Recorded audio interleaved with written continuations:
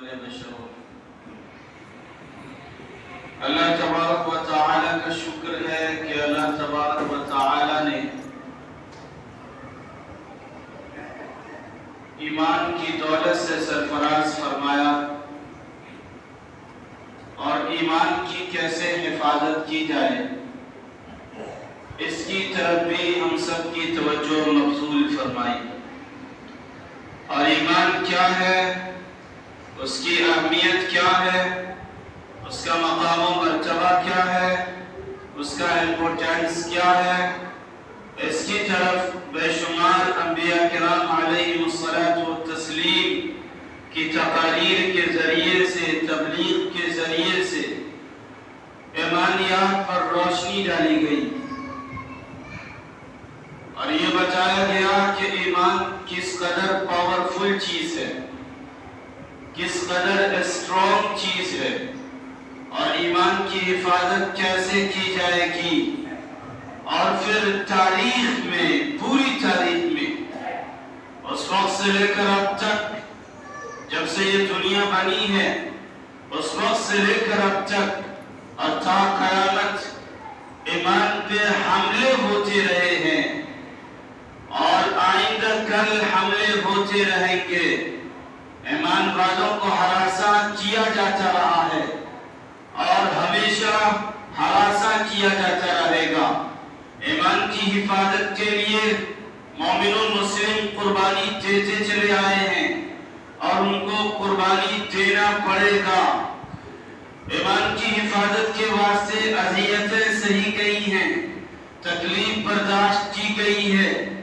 ایمان کی حفاظت کے واسطے قربانیوں سے دو چار ہونا پڑا ہے، لہذا ان تمام مراحل سے، ان تمام دشوار گزار منازل سے گزرنا پڑے گا۔ اگر انسان مسلمان مومن بچا رہنا چاہتا ہے، وہ چاہتا ہے کہ اس کے دل میں ایمانی صفات معجزن رہے، وہ چاہتا ہے کہ ایمان کا چراغ جلتا رہے، وہ چاہتا ہے کہ وہ مومن باقی رہے، وہ چاہتا ہے کہ وہ اس راستے پہ رہے جس کے بارے میں قرآن نے فرما دیا قُلْ إِنَّ هُدَى اللَّهِ هُوَ الْهُدَى کہ ہدایت صرف اللہ کی ہدایت ہوگی، گائیڈنگ صرف اللہ کی گائیڈنگ ہوگی، راستہ صرف اللہ کا اختیار کیا جائے گا، روشنی صرف اللہ کی اڈاپٹ کی جائے گی اور وہ وے جو اللہ کی طرف سے سلیکٹ کر دیا گیا ہے اسی پہ چلا جائے گا۔ اس کے علاوہ کسی بھی راستے کو اختیار نہیں کیا جائے گا۔ اگر چاہتا ہے کہ ایمان کی حفاظت کی جائے، اگر چاہتا ہے کہ مومن اور مسلم اور بلیورز دنیا میں باقی رہے تو پھر اسے قربانیاں دینی پڑیں گی۔ بغیر قربانی کے ایمان نہ کل بچا تھا، نہ آج بچے گا، نہ آئندہ بچے گا۔ آپ دیکھیے تاریخ اٹھا کے، جب کوئی نبی آیا ہے تو انہوں نے جب ایمان کی بات کی ہے، ایمان کی تبلیغ کی ہے، ایمان کی حفاظت کی بات کی ہے، ایمان کا پرچار و پرشار کیا ہے اور ایمان کا ایڈورٹائز کیا ہے، ایمان کی بات اپنے قوموں میں جب کی ہے تو ان کی قوم نے ان کو پریشان کرنے کی کوشش کی ہے۔ حضرت آدم علیہ السلام سے لے کر حضور پاک صلی اللہ علیہ وسلم تک یہی تاریخ بتاتی ہے کہ جب جب دنیا میں ایمان کی بات ہوئی ہے، جب جب دنیا میں مومنانہ شان کی بات ہوئی ہے تو کفر کے الغار ہوئے ہیں، کفر کے حملے ہوئے ہیں، باطل طاقت اس پہ ٹوٹ پڑی ہے۔ حضرت موسیٰ علیہ السلام کے ساتھ کیا ہوا تھا؟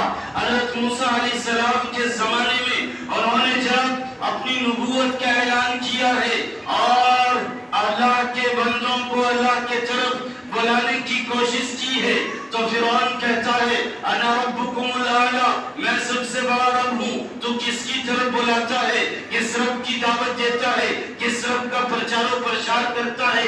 کس رب کا ایڈورٹائز کرتا ہے اور کس رب کی باتیں لوگوں میں پھیلاتا ہے؟ میں رب ہوں موسیٰ، اگر بات کرنی ہے تو میری بات کر ورنہ تو اپنے راستے سے پیچھے چلا جا۔ لیکن کیا اس وقت موسیٰ علیہ السلام اپنے راستے سے، اپنے مشن سے پیچھے ہٹے تھے؟ نہیں ہٹے تھے، بلکہ موسیٰ علیہ السلام نہیں ہٹے تھے، تنہا تھے، بے سر و سامانی کے عالم میں تھے۔ اس کے باوجود موسیٰ علیہ السلام فرعون کے سامنے دعوت و تبلیغ کا کام انجام دیتے رہے اور اللہ کی وحدانیت، رب کی ربوبیت، الہ کی الوہیت کا پرچار و پرشار کرتے رہے اور مومنانہ شان کو جتاتے رہے، مومنانہ پہچان کو بتاتے رہے۔ جس طریقے سے حضرت موسیٰ علیہ السلام نے عمل کیا ہے، بالکل اسی طریقے سے حضرت ابراہیم علیہ السلام نے کیا ہے، حضرت عیسیٰ علیہ السلام نے کیا ہے، اور اب حضور پاک صلی اللہ علیہ وسلم کا زمانہ آیا ہے۔ اس زمانے میں حضرت ابو بکر رضی اللہ تعالیٰ عنہ ہیں، یاسر ہیں، سمیہ ہیں، یہ سب ہیں جنہوں نے اسلام پہ جان نچھاور کیا ہے۔ حضرت سمیہ رضی اللہ تعالیٰ عنہ وہ خواتین ہیں، وہ سب سے پہلی عورت ہے جو اسلام کے نام پہ شہید ہوئی ہے، جو اسلام کے نام پہ قربانی دی ہے، جو اپنے ایمان کی حفاظت کے لیے اللہ کے راستے میں شہید ہوئی ہے۔ کہ پہلی خاتون نے یہ بتایا ہے کہ اگر مومن بن کے دنیا میں رہنا چاہو گے تو تمہیں قربانی دینی پڑے گی، تمہیں باطل طاقتوں کے حملے سہنے پڑیں گے، باطل طاقتوں کے اٹیک اور آکرمن کو برداشت کرنا پڑے گا۔ آج اس زمانے کی بات کرتا ہوں، اس زمانے کی بات شاید دوری کی وجہ سے سمجھ میں نہیں آئے، لیکن آج کی بات کرتا ہوں، آج کی کنڈیشن کی بات کرتا ہوں، آج کے سچویشن کی بات کرتا ہوں۔ آج آپ فلسطین کو دیکھیں گے، وہاں کیا ہو رہا ہے؟ وہاں ایمان والے لوگ ہیں، مجاہد ہیں، مرد مومن ہیں، جو اپنے ایک طرف ایمان کی حفاظت کے لیے، مسجد اقصی کی حفاظت کے لیے جان کی بازی لگا رہے ہیں۔ اس سے تاریخ بتاتی ہے کہ اگر کوئی مومن ہے، مسلم ہے اور یقیناً مومنانہ شان اس کے اندر ہے، مومنانہ پہچان اس کے اندر ہے اور صحیح نہج اور صحیح راستے پہ چل رہا ہے، تو اسے قربانیاں دینی پڑے گی، اسے تکلیف برداشت کرنی پڑے گی۔ یہ الگ بات ہے کہ کوئی اس راستے پہ ہی نہیں رہے، جو اسلام کے راستے سے ہی جدا ہو جائے، جو اسلامی تعلیمات سے ہی ہٹ جائے، اس پہ کوئی قربانی نہیں آنے والی ہے، کوئی آکرمن نہیں ہونے والا ہے۔ اس لیے کہ دنیا ٹارگیٹ صرف اسی کو کرتی ہے جس کے پاس ایمان کی قیمتی دولت ہوتی ہے۔ دنیا ٹارگیٹ اسی کو کرتی ہے جس کے پاس ایمان کا نور ہوتا ہے۔ دنیا ٹارگیٹ اسی کو کرتی ہے جس کے پاس ایمان کی روشنی ہوتی ہے۔ دنیا جسے سمجھتی ہے کہ یہ سب کچھ کر سکتے ہیں اسلام کی حفاظت کے لیے، اسی کے خلاف دنیا آگے چلتی ہے اور چڑھتی چلی جاتی ہے۔ آج فلسطین کی تاریخ بھی یہی بتا رہی ہے کہ نہتے بچوں پہ جس طریقے سے بمباری ہو رہی ہے، میزائل برسائے جا رہے ہیں۔ آج ان لوگوں نے، اسرائیلی سپر پاور طاقت نے یہ ایکسپٹ کر لیا ہے کہ ہاں ان کے اندر ایمان زندہ ہے، ان کے اندر مومنانہ شان زندہ ہے، ان کے اندر مومنانہ کریکٹر زندہ ہے، اس کے اندر مومنانہ پہچان زندہ ہے۔ اسی وجہ سے آج وہ مسجد اقصی سے انہیں دور کرنے کی کوشش کرتے ہیں۔ آپ کہیں گے ہم بھی تو مسلمان ہیں، لیکن ہمارے خلاف حملے کیوں نہیں ہوتے ہیں؟ تو ہم کہیں گے مسلمان ضرور ہیں لیکن مسلمانی پہچان نہیں ہے۔ مسلمان ضرور ہیں، مسلمانی تعلیمات پہ آپ کھڑے نہیں ہیں، مسلمانی تعلیمات پہ آپ کامزن نہیں ہیں۔ اسی وجہ سے دنیا آپ کو خاطر میں نہیں لائے گی۔ قبول اسے کیا جاتا ہے جو ہیرا ہوتا ہے، اٹیک اس پہ ہوتا ہے جس پہ سب کی نظر ہوتی ہے، حملہ اس پہ ہوتا ہے جس پہ سب کی نظر ہوتی ہے۔ لہذا قبلہ اول کی حفاظت کرنے والے مجاہدین کو دنیا نے سمجھ لیا ہے کہ یہی صحیح اور سچے مومن ہیں۔ اسی وجہ سے آج ان سے مسجد اقصی چھیننے کی کوشش کی جا رہی ہے۔ لیکن ہم آپ کو بتائیں گے یہ قربانی ہر زمانے میں مومن کو دینا پڑا ہے۔ آئیے ہم کچھ سال پیچھے چلتے ہیں اور روس جو ایک ملک ہے، ہم وہاں کی تاریخ سے پوچھتے ہیں، رشیا کی ہسٹری سے پوچھتے ہیں کہ کیا وہاں بھی مسلمان کبھی تھے؟ تو کیا مسلمان کو وہاں کس طریقے کی قربانی دینی پڑی تھی؟ روس میں 70 سال تک कम्युनिज्म का दौर था। अब कम्युनिज्म किसे कहते हैं? कम्युनिज्म उसको कहते हैं जिसके यहाँ अल्लाह का तसव्वुर नहीं होता है, जिसके यहाँ लॉर्ड और गॉड का कॉन्सेप्ट नहीं होता है, जिसके यहाँ ईश्वर को नहीं माना जाता है, जो दरिया होते हैं, जो जमाने को मानते हैं, जो ये कहते हैं दुनिया खुद ब खुद क्रिएशन में आ गई है, दुनिया खुद ब खुद पैदा हो गई है, दुनिया को पैदा करने वाला कोई लॉर्ड नहीं है, दुनिया को पैदा करने वाला कोई गॉड नहीं है, दुनिया को पैदा करने वाला कोई ईश्वर परमेश्वर अल्लाह नहीं है, बल्कि दुनिया खुद ब खुद वजूद में आई है। ये समंदर खुद ब खुद पैदा हुए हैं, ये झील, ये नदियां और ये रिवर्स सब खुद ब खुद बने हैं, ये दरख्त, ये शजर, ये हजर सब खुद ब खुद वजूद में आए हैं और एक दिन इनका वजूद खत्म हो जाएगा। उनके यहाँ इंसानों का मौत का तसव्वुर ये है कि जिस तरीके से मेडिसिन दवाई एक्सपायर कर जाती है, इसी तरीके से इंसान एक्सपायर कर जाता है। उनका नजरिया ये है, उनकी थिंकिंग ये है, उनकी सोच ये है, उनकी थॉट ये है, वो ये कहते हैं अल-बाअस बादल मौत, ये कुछ भी नहीं है। मतलब ये कि मौत के बाद जन्नतो दोज़ख का नजरिया नहीं है, जन्नतो दोज़ख का अकीदा नहीं है। कल रूस में, रशिया में ऐसे ही धर्म का प्रचार हो रहा था, ऐसे ही धर्म की बात की जा रही थी और जबरन इजबार किया जा रहा था, इकरार किया जा रहा था, टॉर्चर किया जा रहा था, वहाँ के मुसलमानों को परेशान किया जा रहा था, वहाँ के मुसलमानों को ये कहा जा रहा था तुम्हें कम्युनिज्म धर्म मानना पड़ेगा, कम्युनिज्म कॉन्सेप्ट तुम्हें कबूल करना पड़ेगा। लेकिन आइए हम बताते हैं क्या कुछ हुआ था।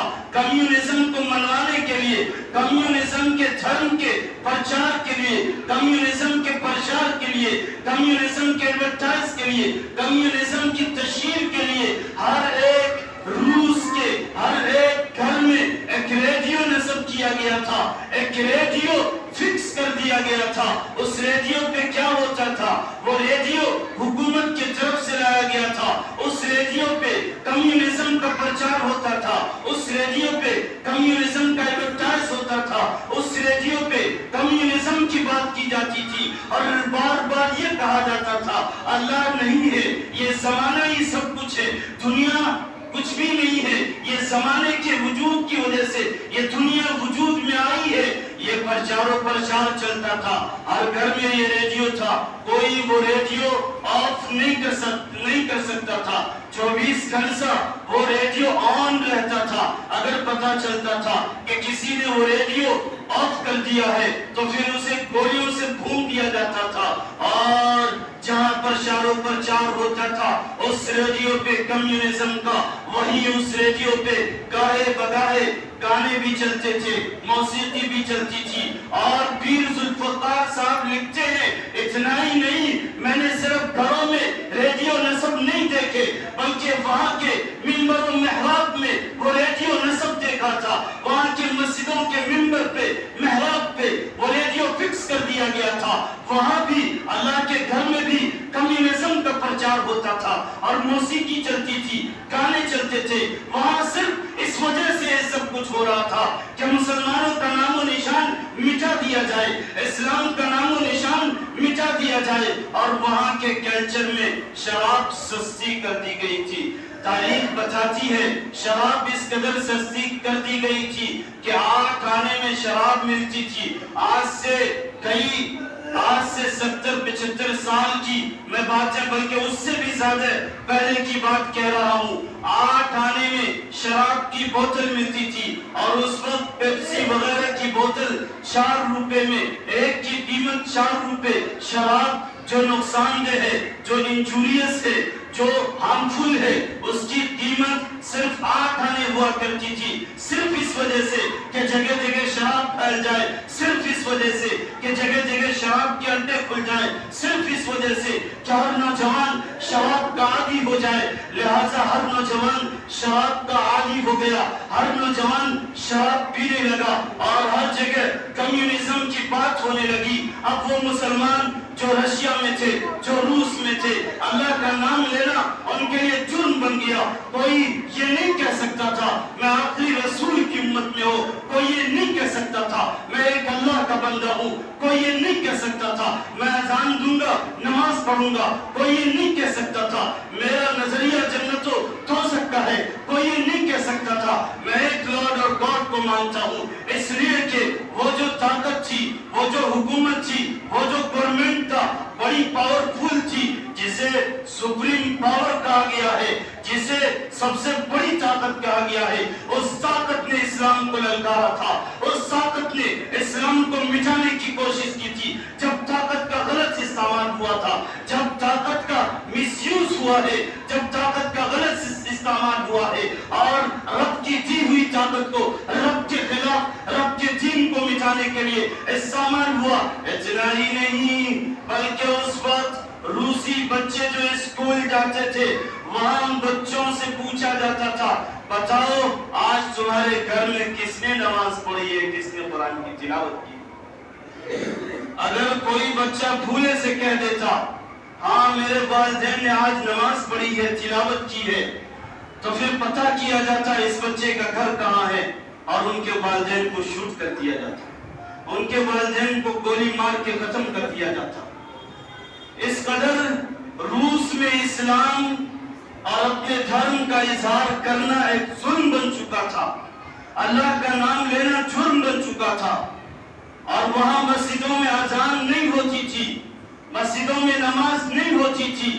और ये कंडीशन एक साल नहीं 70 साल यही कंडीशन रही है, 70 साल यही हालत रही है कि 70 साल वहां के मुसलमान अल्लाह का नाम लेने के लिए तरस गए थे। 70 साल वहां के मुसलमान ये बताने के लिए परेशान हो गए थे कि मेरा रब अल्लाह है, नमाज पढ़ने के लिए परेशान थे, मस्जिद जाने के लिए परेशान थे। लेकिन आज हालात साजगार हैं, आज ऐसी हुकूमत नहीं है कि हम पे कोई पाबंदी हो। इसके बावजूद आज हमने मस्जिदों को छोड़ दिया है, इसके बावजूद आज हम अल्लाह का नाम लेने से वो सो दूर जा चुके हैं। हमें याद करना चाहिए इस तारीख को, इस जालिम तारीख को, और फिर अपने इस एहसान पे याद करना चाहिए कि आज हालात साजगार हैं। लिहाजा जरूरत इस बात की है, हालात साजगार है तो हम नमाजें पढ़ें, अल्लाह का नाम लें, जिक्र व अस्कार करें, वरना दुनिया आपके खिलाफ कब आ जाए कोई नहीं जानता। लिहाजा अब रूसी मुसलमान परेशान होने लगे, अब वो हर तरफ से बॉयकॉट किए जाने लगे।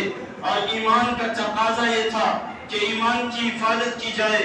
एक जनरेशन को अगर ये न बताया जाए कि तुम्हारा अल्लाह एक है और तुम्हारा धर्म इस्लाम है, तो दूसरी जनरेशन जो उससे पैदा होती है वो तो बिल्कुल इस्लाम से दूर हो जाती है। अब उन लोगों को अपनी औलाद की फिक्र होने लगी कि हमारी औलाद कल कैसी होगी, क्या वो मुसलमान होगी या नहीं होगी।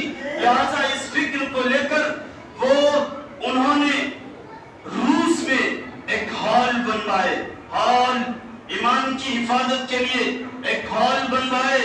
और उस हॉल की क्रिएशन, उसकी फाउंडेशन इस तरीके से की है, उसको इस तरीके से बनाया है कि उसके मेन गेट पे 2 दुकान को रखते थे और दोनों दुकान को शराब की दुकान बना देते थे। शराब की बोतलें सजाते थे और इधर उधर की तस्वीरें रख देते थे, लेनिन की तस्वीरें, ओरिया तस्वीरें, फहश तस्वीरें, सिर्फ इस वजह से कि अगर कोई हुकूमत का आदमी आए, सिपाही आए, हुकूमत का नुमाइंदा आए, तो उसे पता चले कि ये अपने लोग हैं, ये कम्युनिज्म के लोग हैं, इनकी रिलेशनशिप कम्युनिज्म से है, ये मुसलमान नहीं है। लेकिन उनको पता नहीं था कि इसी गेट से अंदर जाने के बाद एक हॉल बनाया गया था और उस हॉल के चारों तरफ लिहाफ रखा गया था, रजाई। वो रजाई कैसी थी? वाटर साउंड प्रूफ रजाई थी कि उस रजाई से आगे कोई भी आवाज नहीं जा सकती थी। साउंड प्रूफ रजाई और लिहाफ रखे गए थे और फिर उसके बीचों बीच अल्लाह का नाम लिया जा रहा था, उसके बीचों बीच कुरान की तालीम दी जा रही थी। और वहां के असातिज़ा ठंड में, सर्दी के आगाज में जब उस हॉल में जाते थे बच्चों के साथ, तो ठीक 6 महीने के बाद वहां से निकलते थे। और जब निकलते थे तो सिचुएशन और कंडीशन यह होती थी कि हर बच्चा قرآن ہوتا تھا، ہر بچہ حافظ قرآن ہوتا تھا، ہر بچہ اللہ کے نام کو صحیح سے جان چکا ہوتا تھا۔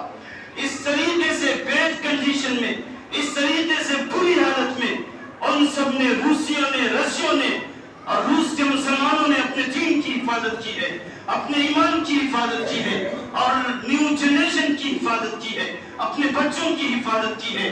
اس لیے ضرورت اس بات کی ہے کہ ہم سب بھی نماز کی فکر کریں، ذکر و اذکار کی فکر کریں، اپنے دین کی فکر کریں، نیو جنریشن کی فکر کریں، اپنے بچوں کے ایمان کی سلامتی اور سالمیت کی فکر کریں، اور ہمیشہ ہمیں ڈرنا نہیں ہے۔ روس کی تاریخ یہ بتا رہی ہے کہ حالات جیسے ہو جائیں، حالات جس قدر طاقتور ہو جائے، آندھی جس قدر طاقتور ہو، لیکن تمام آندھیاں اللہ کے دین کے نزدیک فیل ہو سکتی ہے۔ اس لیے کہ قرآن آیت کہتی ہے یریدون لیطفئوا نور اللہ بافواہہم، کہ یہ کفار و مشرکین، یہ باطل طاقتیں، یہ سب چاہتے ہیں کہ اللہ کے نور کو، اللہ کی روشنی کو، اللہ کے دین و دھرم کو بجھا دیا جائے، لیکن اللہ کہتا ہے واللہ متم نورہ ولو کرہ الکافرون، کہ اللہ تو اپنے نور کو، اپنے دین و دھرم کو مکمل کر کے رہے گا، ولو کرہ الکافرون، اگرچہ یہ بات کفرستان میں بجلی کی طرح گرے، اگرچہ یہ بات کفار و مشرکین کو زہر سے زیادہ تیز لگے، لیکن کبھی ایسا نہیں ہوگا کہ طاقتور حکومت جو بھی آ جائے وہاں اللہ کا نظام نہ چلے، وہاں اللہ کا نام نہ لیا جائے، کبھی نہیں ہوگا۔ پھر پیر ذوالفقار صاحب یہ فرماتے ہیں کہ اسی سچویشن میں، اسی حالت میں ایک اللہ کا بندہ ایسا بھی تھا جو نوجوان تھا۔ یہ پیغام، یہ میسج ہمارے نوجوانوں کے لیے ہے۔ نوجوانوں، یہ وہ نوجوان ہے جو آئیڈیل ہے ہم سب کے لیے۔ وہ نوجوان ایسا تھا جو اس کنڈیشن میں جب اذان دینا جرم تھا، نماز پڑھنا جرم تھا، وہ اذان بھی دیتا تھا، نماز بھی پڑھتا تھا، اور جب اذان ہوتی تھی نماز پڑھنے لگ جاتا تھا، فوراً سپاہی آتے اور اسے اریسٹ کر کے، گرفتار کر کے جیل لے جاتے، اور انہیں بجلیوں کا کرنٹ دیا جاتا، گرم لوہے سے ان کے جسموں کو داغا جاتا اور انہیں پریشان کیا جاتا، ٹارچر کیا جاتا۔ وہ پھر پاگل ہونے کا ایکٹنگ کرتا، بہانہ کرتا، پھر اسے جیل والے چھوڑ دیتے، پاگل ہے یہ، جانے دو۔ تاریخ بتاتی ہے کہ 5 مرتبہ اس نوجوان کے ساتھ ایسا ہی ہوا، جب جیل سے نکلا، اذان دیا، نماز پڑھی، اور پھر اسے اریسٹ کر لیا گیا، پھر اسے کرنٹ سے داغا گیا، لوہے سے داغا گیا اور ٹارچر کیا گیا، پھر وہ نکلتا تھا، پھر یہی ایکشن دہراتا تھا۔ جب 5 مرتبہ ایسا ہوا ہے تو وہاں کے کورٹ نے انہیں بالکل پاگل گھوشت کر دیا اور کہا اسے پکڑ کے دوبارہ مت لائیں۔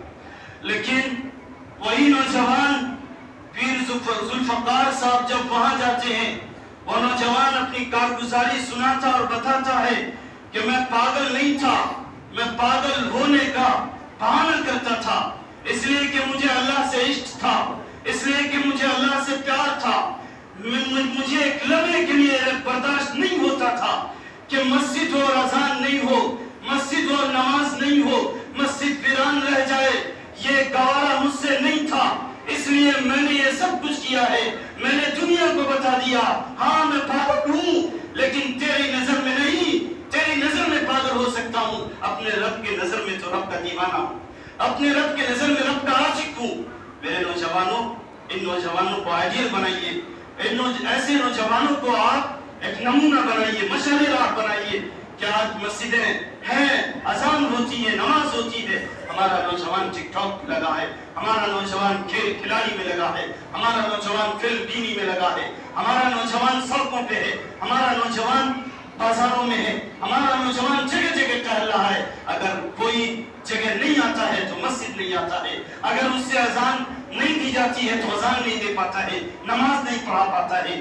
اس لیے نوجوانوں، یہ ہمارے لیے ایک آئیڈیل ہے، ایک نمونہ ہے، لہذا لہذا ضرورت اس بات کی ہے کہ ایسے نوجوان کو فالو کریں. اور آج حالات سازگار ہیں, آج حالات اچھے ہیں, اس لیے ضرورت اس بات کی ہے کہ جس قدر ہم سے ہو سکے ہم رب کے دیوانے بن کے رہیں, رب کے عاشق بن کے رہیں, اور رب کے ارشادات و فرمودات پہ عمل کرتے ہوئے زندگی گزار دیں, تاکہ جب وہاں ہم جائیں گے قربانی کے بعد. حدیث بتاتی ہے کہ دو لوگ دنیا میں, دو طرح کے لوگ ہوتے ہیں. ایک وہ ہوتے ہیں جن کی جو زندگی ہوتی ہے لگزری زندگی ہوتی ہے, لگزری لائف ہوتی ہے, عیش و عشرت والی زندگی, جو چاہا وہ کیا, تمام چیزیں میسر ہیں, تمام چیزیں اس کے پاس ہیں, تو لگزری زندگی اس کی ہے, عیش و عشرت والی زندگی. ایک یہ ہے, ایک وہ ہے جن کی زندگی قربانیوں میں گزر رہی ہے, جن کی زندگی مصیبتوں اور پریشانیوں میں گزر رہی ہے, دین کے واسطے, اپنے ایمان کو حفاظت کرنے کے واسطے, اپنے ایمان کو بچانے کے واسطے ان کی زندگی قربانیوں سے دوچار ہو رہی ہے. یہ دونوں جب وہاں جائیں گے جنت میں, دونوں جائیں گے, دونوں مومن ہیں, چاہے سزا کاٹ کے جائیں ایک اور ایک ایسے جائے, جب دونوں جائیں گے تو جب وہ جو ایمان کی حفاظت کے لیے قربانیاں سہ کے گئے تھے انہیں اللہ اس طرح نوازے گا, اس طرح بلند و بالا مقام عطا فرمائے گا کہ یہ جو لگزری زندگی والے تھے یہ کہیں گے کاش دنیا میں ہماری چمڑی کینچی سے کاٹ دی جاتی اور ہم بھی قربانی دیتے اور اس جیسا مقام ہم بھی پاتے. تو یہ فرق ہے, یہ فرق ہے لگزری زندگی والوں میں اور قربانیاں پیش کرنے والوں میں. آج یہ نہ سمجھیں کہ فلسطینی بچے اور بچیوں اور نوجوانوں پہ اللہ کی آفت آئی ہوئی ہے, یہ بالکل نہ سمجھیں, بلکہ اللہ تعالیٰ انہیں قربانیوں والا مومن مسلم بنانا چاہتا ہے. اللہ تعالیٰ کل جنت میں انہیں سرخرو کرنا چاہتا ہے اور ویسا ہی مقام دینا چاہتا ہے کہ لگزری والے عیش کریں گے اور کہیں گے کاش ہمارے چمڑے کینچیوں سے کاٹ لیے جاتے اور ہم بھی قربانی پیش کرتے. لہذا ضرورت اس بات کی ہے کہ ہم سب حالات کو دیکھتے ہوئے اللہ سے قریب ہو جائیے, رب کی قربت حاصل کیجیے, اور جس دھرم کو, جس مذہب کو ایکسپٹ کیا ہے, میں نے بتایا قربانی ایمان کی حفاظت کے لیے دینی پڑے گی, اور یہ تمام انبیاء سے ہوا ہے جنہوں نے ایمان کو بچایا ہے, ایمان کی حفاظت کی ہے, ایمان کی حفاظت میں قربانی دینی پڑی ہے. اگر قربانی نہیں دینی پڑتی تو صحابہ کرام عیش و عشرت کے ساتھ, آرام کے ساتھ جنت چلے جاتے, لیکن یہ حضرت بلال قربانی کیوں دے رہے ہیں, یہ حضرت سمیہ رضی اللہ تعالیٰ عنہ شہید کیوں ہو رہی ہے, یہ خباب رضی اللہ تعالیٰ عنہ یہ قربان کیوں ہو رہے ہیں. اتنے شہید تھے اللہ کے بندے, پیارے بندے, اور اللہ ان سے قربانی لے رہا ہے, وہ اپنے ایمان کی حفاظت کے لیے قربانی دے رہے ہیں. ہم یہ چاہتے ہیں بغیر قربانی کے وہاں چلے جائیں, ناممکن ہے. اس لیے ضرورت اس بات کی ہے, ایمان بڑی دولت ہے, ایمان بڑی قیمتی دولت ہے, ہم اپنے ایمان کی حفاظت کریں, اور یقیناً ایمان کی حفاظت کے لیے قربانی دینی پڑے گی, اس سے کوئی چارہ کار نہیں ہے. وَمِنْكُمْ إِلَّا وَارِدُهَا, جس کے پاس ایمان ہے ہر ایک کو اس راستے سے گزرنا پڑے گا. اللہ پاک سے دعا فرمائیے کہ اللہ پاک ہم سب کو کہنے سننے سے زیادہ عمل کی توفیق عطا فرمائے. آمین. وآخر دعوانا